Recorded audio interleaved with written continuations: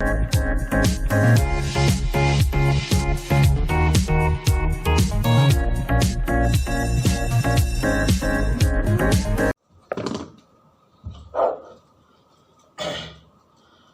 विद्यार्थी मित्रों, good morning everybody.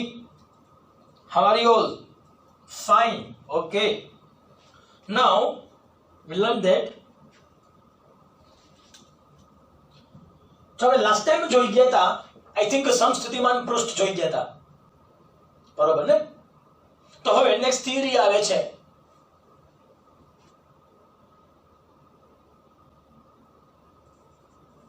વિક્ષેત્રની ગેરહાજરીમાં.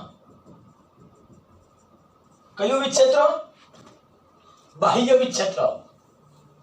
પ્રશ્ન બોલું છું. બાહ્ય વિક્ષેત્રની ગેરહાજરીમાં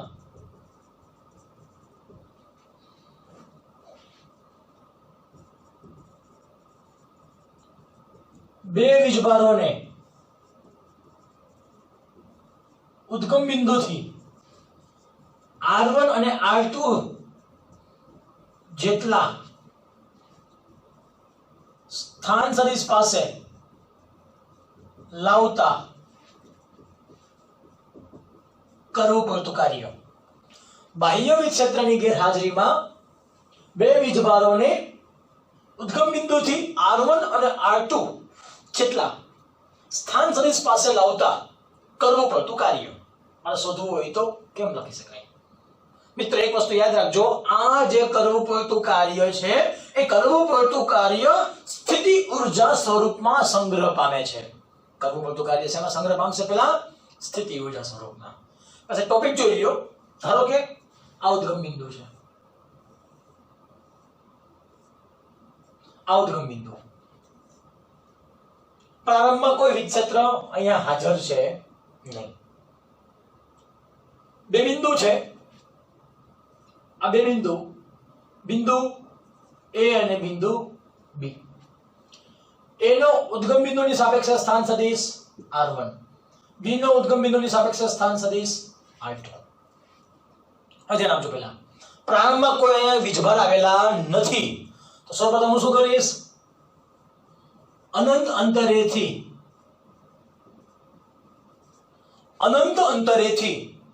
વીજભાર Q1 ને જ્યારે બિંદુ A પાસે લઈ આવું છું ત્યારે અનંત અંતરેથી વીજભાર Q1 ને વિક્ષેત્રની ગેરહાજરીમાં લાવતા કરવું પડતું કાર્ય કેટલું કહેવાશે? W1 બરાબર 0. ચલો, આ વીજભાર સીધો સીધો આવતો રહ્યો. શું કામ? કે પ્રારંભિક તબક્કામાં કોઈ વિક્ષેત્ર હતું નહીં, કોઈ વિક્ષેત્ર નહોતું, એટલે વીજભાર સીધો સીધો આવતો રહ્યો. તેની સામે કરવું પડતું કાર્ય કેટલું છે? 0. હવે ધ્યાન આપજો ખાસ.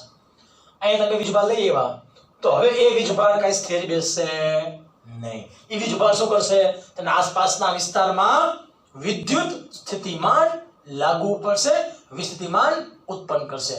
કહેવાય Q1 દ્વારા ઉદ્ભવતું વિસ્થિતિમાન લખી શકાશે V1 બરાબર KQ1 છેદમાં R1. તો વીજભાર Q1 દ્વારા ઉદ્ભવતું વિસ્થિતિમાન કેટલું થઈ ગયું? KQ1 છેદમાં R1. જે R1 શું કહેવાશે? O અને A વચ્ચેનો સ્થાન સદિશ. હવે ધ્યાન આપજો ખાસ. ફરી પાછો અનંત અંતરેથી શું લઈ આવું છું? વીજભાર Q2 ને. જ્યારે અનંત અંતરેથી વીજભાર Q2 ને જ્યારે બિંદુ B પાસે લઈ આવવામાં આવે છે,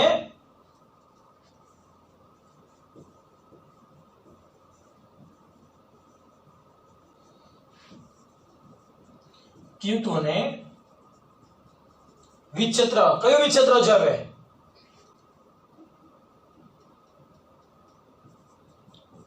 Q1 ની હાજરીમાં વિક્ષેત્ર Q1 દ્વારા રચાયેલ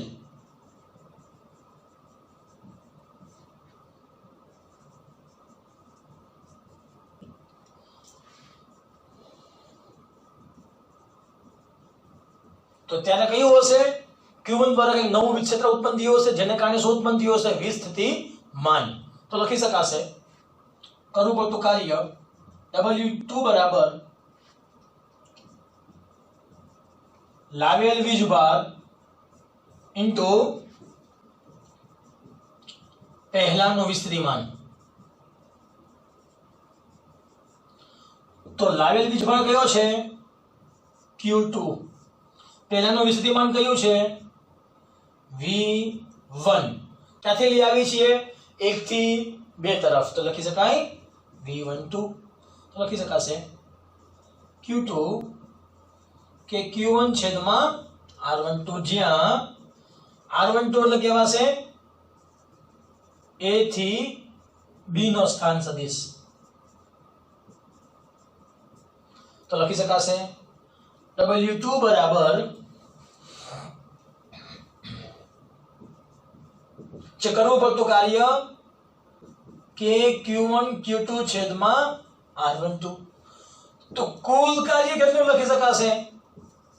W બરાબર W1 વત્તા W2. W1 0, W2 કે Q1 Q2 છેદમાં R12. જે કરવું પડતું કાર્ય સ્થિતિ ઊર્જા સ્વરૂપમાં સંગ્રહ પામે છે. જે કરવું પડતું કાર્ય સ્થિતિ ઊર્જા સ્વરૂપમાં સંગ્રહ પામે છે. મિત્રો આ વાતચીત થઈ ગઈ બે વીજભારના તંત્ર. કોની વાતચીત થઈ ગઈ? બે વીજભારના તંત્ર. પણ મને હવે પ્રશ્ન એવો થાય કે મારે બે વીજભારનું તંત્ર જોતું નથી, મારે તો 3 વીજભારનું તંત્ર જોઈએ છે. તો મારે 3 વીજભારનું તંત્ર જોતું હોય તો શું કરવું પડે? તો સેમ થિયરી છે. જો પાછી છે ધ્યાન આપજો, 3 વીજભાર માટે આવશે, ધ્યાન આપજો ખાસ.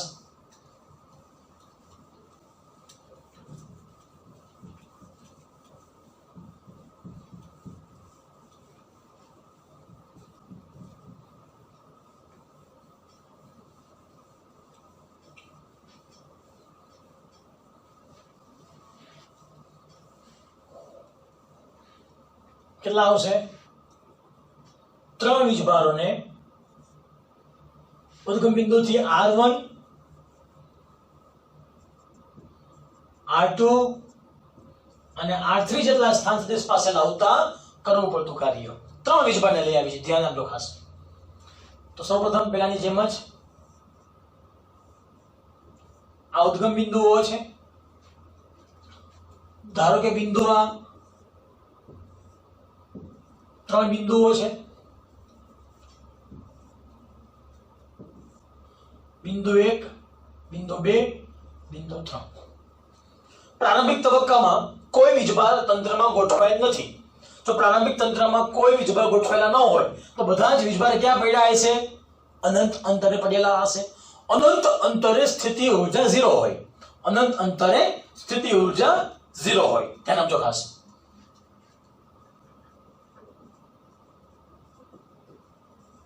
તો અનંત અંતરે કોણ આવશે? પેલા આવશે વીજભાર Q1. તો અનંત અંતરેથી વીજભાર Q1 ને, ત્યારે વીજભાર Q1 ને અહીંયા લઈ આવવામાં આવે છે તો પ્રારંભિક તબક્કામાં કે વીજ ક્ષેત્ર છે નહીં. તો લખી શકાય બાહ્ય વીજ ક્ષેત્રની ગેરહાજરીમાં લાવતા કરવું પડતું કાર્ય કેટલું હશે? W1 બરાબર 0. ચલો Q1 ને આપણે અહીંયા લઈ આવ્યા. તમે W1 ને ત્યાં લઈ આવો ત્યારે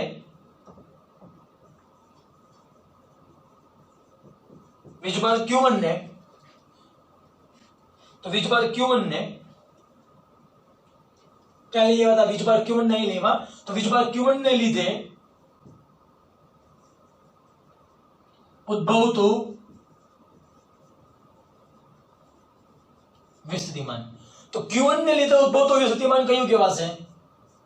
V1 બરાબર કે Q1 છેદમાં R1. હવે કોણ લઈ આવશો?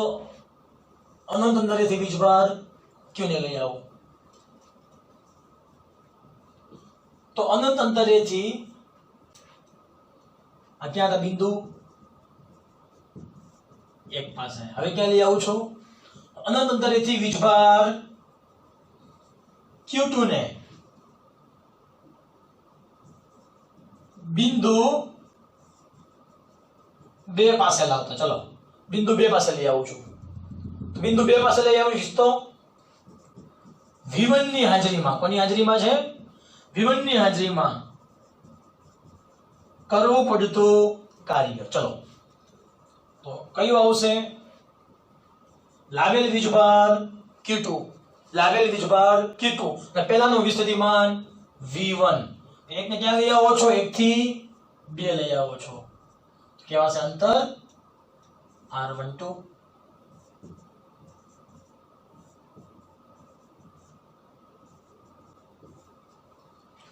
તો પહેલા કેટલો હતો સ્થાન સદિશ R1 નો? R1. આ કેટલો હતો? R2. આ કેટલો હશે? R3. ચલો મળી ગયું કાર્ય આપણને. હવે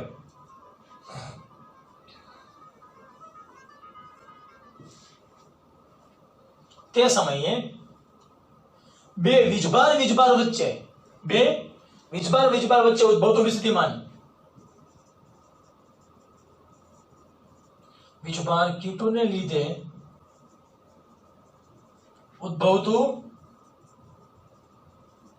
વિસ્થિતિમાન કયું હશે? તે V2 બરાબર KQ2 છેદમાં R2. હવે ખાસ ધ્યાન આપજો. હવે તમે શું કરો છો? ત્રીજાને લઈ આવો છો, ત્રીજો વીજભાર લઈ આવો છો. તો અનંત અંતરેથી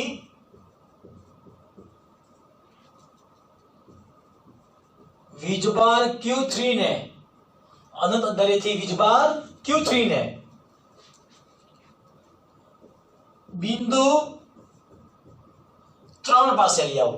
જો વીજભાર Q3 ને બિંદુ 3 પાસે લઈ આવવામાં આવે ત્યારે ઓલરેડી કેટલા વિસ્થિતિમાન હાજર હશે? એક તો 1 ને કારણે અને બીજું 2 ને કારણે. તો કોણ લાવશે? હવે 1 ને કારણે 3 પર અને 2 ને કારણે 3 પર. R13 ને R23 બિંદુ 3 પાસે રહેલ વિસ્થિતિમાન V1 અને V2 ની હાજરીમાં કરવું પડતું કાર્ય. ચલો તો કાર્ય લખી શકાશે W3. વીજભાર કયો લઈ આવી છે? Q3. વીજભાર લઈ આવી છે Q3. ભાઈ તે સમયે વિસ્થિતિમાન કયું હાજર છે? તો 1 ને કારણે 3 પર. તો લખી શકાય 1 ને કારણે 3 પર. અહીંયા કોણ હતું? 1 ને કારણે 2 પર હતું. અહીંયા 1 ને કારણે 3 પર અને અહીંયા 2 ને કારણે 3 પર. તો લખી શકાય વત્તા 2 ને કારણે 3 પર. મૂકી દો કિંમત. V13 તો KQ1 છેદમાં R13. V23 KQ2 છેદમાં R23. તો કુલ કાર્ય આને લખવું હોય તો KQ1 Q3 છેદમાં R13 KQ2 Q3 છેદમાં R23. તો તંત્ર દ્વારા કરવું પડતું કાર્ય, તંત્ર દ્વારા કરવું પડતું કુલ કાર્ય. તો કુલ કાર્ય લખી શકાશે W બરાબર W1 વત્તા W2 વત્તા W3.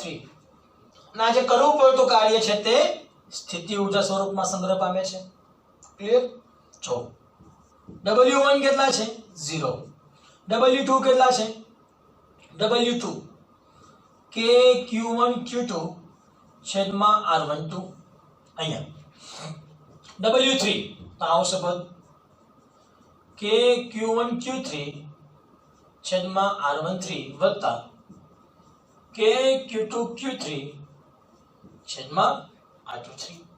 હવે આખામાંથી સામાન્ય કે બાકી બેચા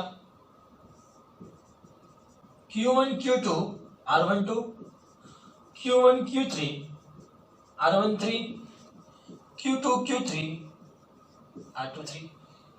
પહેલું બીજું પહેલું ત્રીજું બીજું ત્રીજું, પહેલું બીજું બીજું ત્રીજું પહેલું ત્રીજું. ક્લિયર? હવે n વીજભાર આપેલા હોય તો n વીજભાર માટે કરવું પડતું કાર્ય. તમારે n વીજભાર માટે કરવું પડતું કાર્ય શોધવું હોય તો મિત્રો સાવ સિમ્પલ છે.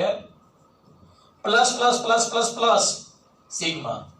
પેલા આખામાં કે સામાન્ય છે તો કે plus plus plus plus plus sigma 1 1 2 2 આગળ બદલાય છે. જો એક કે સમાન જળવાતા નથી નો મતલબ I બરાબર 1 to n. જાય જો 2 3 3 હજી કઈ કિંમત બદલાતી હશે, આગળ 4 આવશે, પછી 4 4 4 5 5 5 6 નો મતલબ j આવશે. j બરાબર 1 to n લખી શકાય qi qj છેદમાં ri છે. પણ જો જી i કેવો છે, આ 1 2 કરતા નાનો છે તો લખી શકાય જ્યાં i એ j કરતા નાના હશે. i એ j કરતા નાના હશે.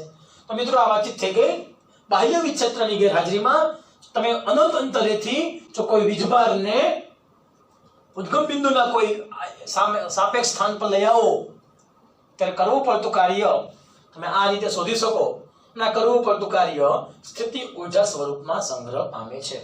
ક્લિયર? તો નાની એવી થિયરી હતી. નેક્સ્ટ લેક્ચરમાં આપણે હવે જોઈશું.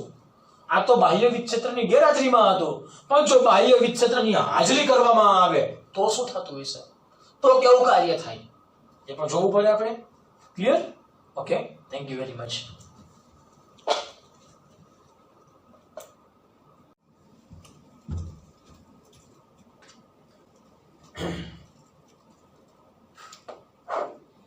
નમસ્કાર વિદ્યાર્થી મિત્રો, ગુડ મોર્નિંગ એવરીબડી. કેમ છો બધા? ફાઇન. ઓકે, લાસ્ટ ટાઈમ આપણે બાહ્ય વિજક્ષેત્રની ગેરહાજરીમાં જો કોઈ વીજભારને લઈ આવવામાં આવે તો કરવું પડતું કાર્ય જોઈ ગયા હતા. એ વીજભાર 2 નું તંત્ર હોય અથવા તો વીજભાર 3 નું તંત્ર હોય. બરાબર? હવે નેક્સ્ટ થિયરી જોઈએ છીએ.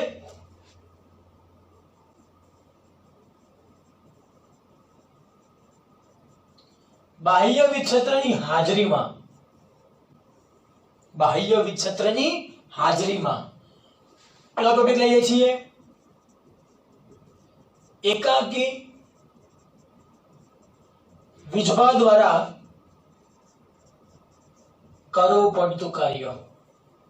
બાહ્ય વિજક્ષેત્રની હાજરીમાં એકાકી વીજભાર દ્વારા કરવું પડતું કાર્ય. એનો મતલબ ધારો કે આ કોઈ બાહ્ય વિજક્ષેત્ર છે,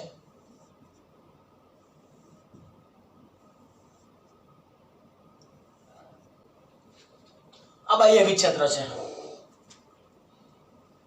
આ અહીંયા માર્ક્સો છે, ઉદ્ગમ બિંદુ O.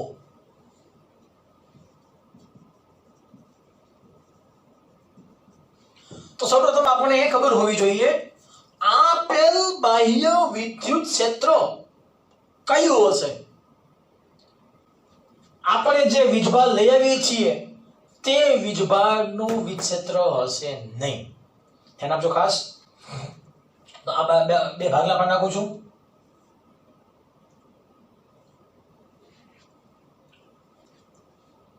અહીંયા આપણે લાવવામાં આવેલ વીજભાર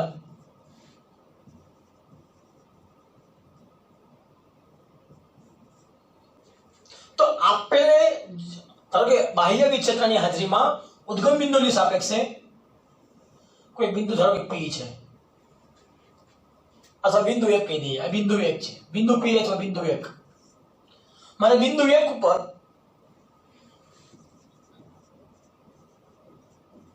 અનંત અંતરેથી જો એકમ ધન વીજભારને લઈ આવું. શું લઈ આવું છું? અનંત અંતરેથી એકમ ધન વીજભારને આપેલા વિજક્ષેત્રની હાજરીમાં જો એકમ ધન વીજભારને લઈ આવવામાં આવે તો તે આપણને વિસ્થિતિમાનની વ્યાખ્યા તરફ દોરી જાય છે. આ કે ના, જે આપણે ચેપ્ટર નંબર 1 ની અંદર જોઈ ગયા હતા અને ચેપ્ટર નંબર 2 ના તમે શરૂઆતમાં પણ જોઈ ગયા હતા.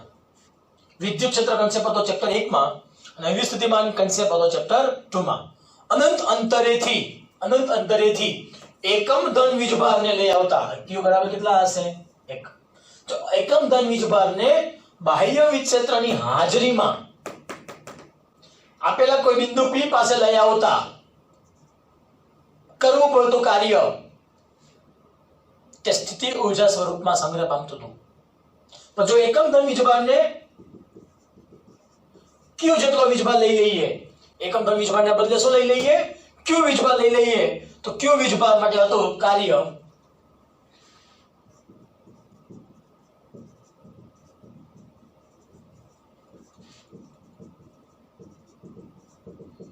k q1 q2 છેદમાં r. તમે આ વસ્તુ જોઈ ગયા હતા મિત્રો? એ જ ટોપિક અહીંયા પાછો રિપીટ થાય છે પણ બીજી રીત છે કહેવાની. જોજો પહેલા ખાસ. હું હવે અનંત અંતરેથી હું વીજભાર લઈ આવું છું q1. વીજભાર કયો લઈ આવું છું? q1 ને બિંદુ p પાસે લઈ આવું છું. અનંત અંતરેથી બિંદુ p પાસે વીજભાર q1 ને લાવતા કરવું પડતું કાર્ય તો કઈ લખી શકાય? તો એ સમયે સૌપ્રથમ બિંદુ p પાસે કંઈક વિસ્થિતિમાન હાજર હશે તો લખી શકાશે વીજભાર લાવેલ q1. વિસ્થિતિમાન કયો હતો? હાજરમાં r1 સ્થાન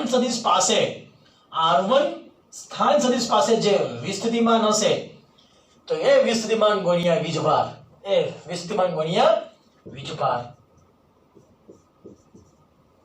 એ તો આપણું કાર્ય હતું. ધ્યાન આપજો. પણ આપેલ જે બાહ્ય વિદ્યુત ક્ષેત્ર છે એ બાહ્ય વિદ્યુત ક્ષેત્ર કોને દ્વારા ઉત્પન્ન થયું છે? આપેલ વીજભાર દ્વારા? ના, આપેલ વીજભાર દ્વારા બાહ્ય વિદ્યુત ક્ષેત્ર ઉદ્ભવતું નથી. આપેલ વીજભાર દ્વારા આપેલ બાહ્ય વિદ્યુત ક્ષેત્ર ઉત્પન્ન થતું નથી. આ બાહ્ય વિદ્યુત ક્ષેત્ર કયું હશે? કોઈ અન્ય જ્ઞાત અથવા તો અજ્ઞાત સ્ત્રોતો દ્વારા.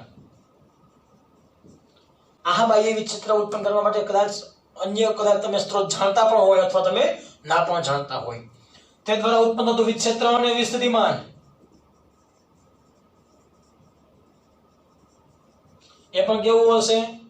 જ્ઞાત અથવા તો અજ્ઞાત હશે.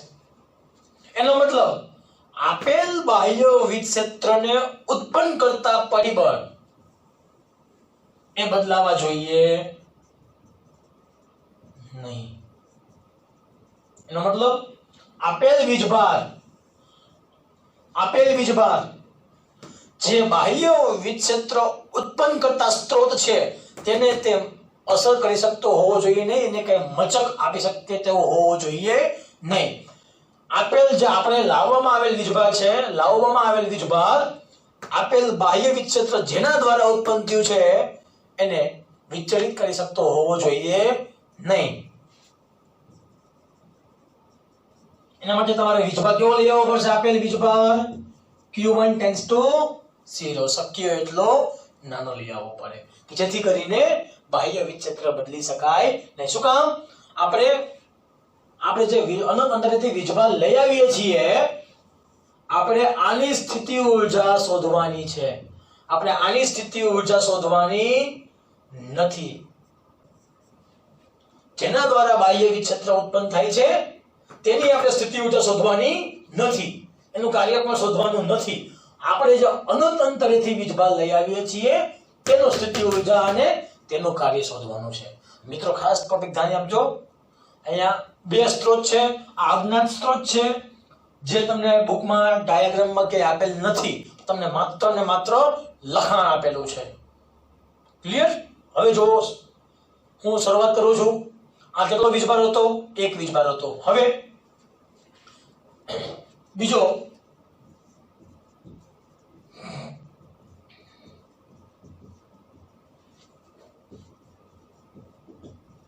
આપણે એકાકી વીજભાર દ્વારા જોઈ ગયા કાર્ય. તો શું હતું એકાકી વીજભાર દ્વારા કાર્ય? ફરીથી થિયરી જોઈ લ્યો. હવે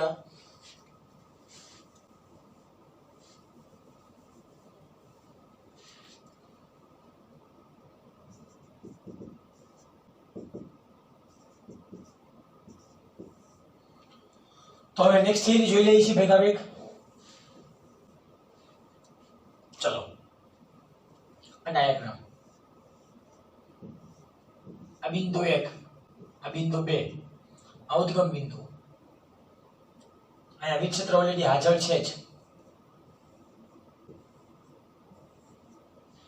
પેલા શું કરશું આપણે? અનંત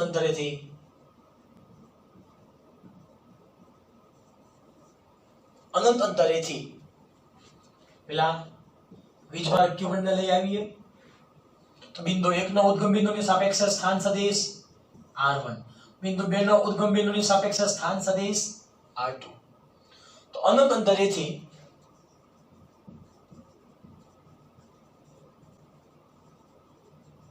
વીજભાર Q1 ને બાહ્ય વિક્ષેત્રની હાજરીમાં લાવતા કરવું પડતું કાર્ય કયું હતું? Q1 V of R1, Q1 V1 of R1. હવે તે દ્વારા શું થશે? તમે વીજભાર Q1 નહીં લઈ આવ્યા, હવે વીજભાર એક કઈ સ્થિર બેસશે નહીં. હવે એ મુજબ વીજભાર Q2 ને લઈ આવીએ. તો હવે લખી શકાશે અનંત અંતરેથી વીજભાર Q2 ને બાહ્ય વિક્ષેત્રની હાજરીમાં લાવતા, અને બીજું કોણ છે? વીજભાર 1 ની હાજરીમાં લાવતા કરવું પડતું કાર્ય. તો જોજો પેલા ખાસ W2.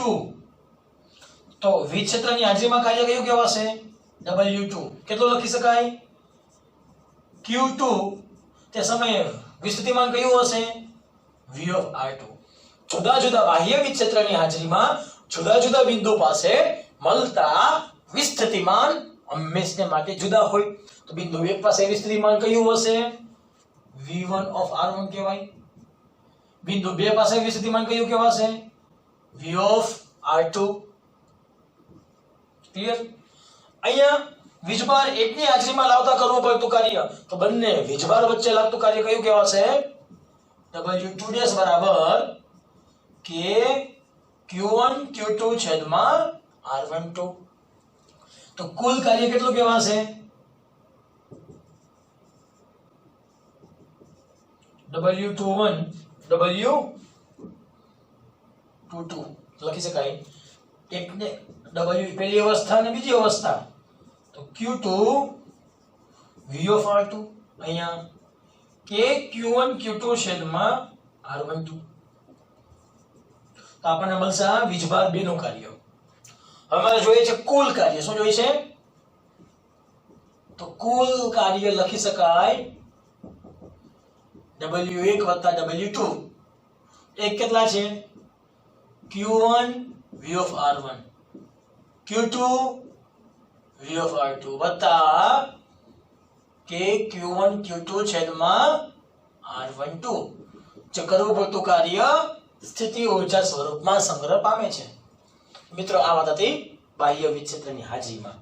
બાહ્ય વિક્ષેત્રની હાજરીમાં તમારે જે તે બિંદુ પાસેનું વિસ્થિતિમાન ધ્યાનમાં લેવું પડે છે. ગેરહાજરીમાં આપણે જે તે બિંદુ પાસેનું વિસ્થિતિમાન ધ્યાનમાં લેતા નહોતા. એ તો તફાવત છે માત્ર. ક્લિયર છે કે દાખલામાં ડાઉટ? થિયરીમાં કઈ નથી ને? ઓકે. તો નેક્સ્ટ લેક્ચરમાં આપણે હવે આના જેવી બીજી થિયરી આવે છે, તો કે ભેગા ભેગા ત્યારે થિયરી જોઈ જઈએ આપણે. એ જે થિયરી છે એ બાહ્ય વિક્ષેત્રની હાજરીમાં ઉદ્ભવતું ટોર્ક. જો ભેગા ભેગ થિયરી જોઈ જઈએ.